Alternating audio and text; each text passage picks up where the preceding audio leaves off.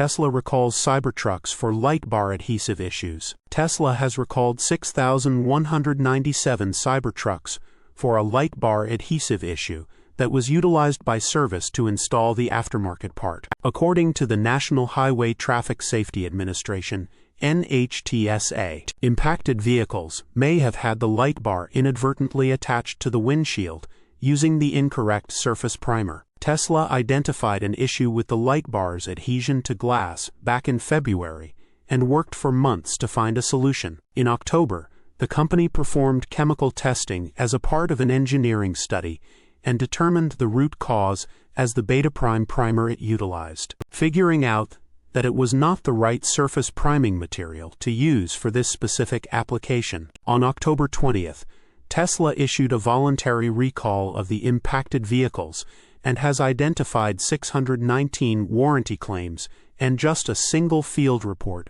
that is related to the issue. The component is manufactured by a Romanian company called Hella Romania SRL, but the issue is not the primer's quality. Instead, it is simply the fact that it is not the correct adhesive for this specific type of application. Tesla says there are no reports of injuries or deaths due to this issue, and it will be resolved. In the 473 report that the NHTSA released this morning, Tesla said, at no charge to customers, Tesla will inspect the service-installed optional off-road light bar accessory for delamination or damage, and if either is present, replace the light bar with a new light bar adhered with tape and a positive mechanical attachment. If no delamination or damage is present, Tesla will retrofit the service-installed optional off-road light bar accessory with a positive mechanical attachment. This is the third recall applied to Cybertrucks this year, as one on March 18th highlighted the potential for exterior trim panels to detach while driving, and another earlier this month,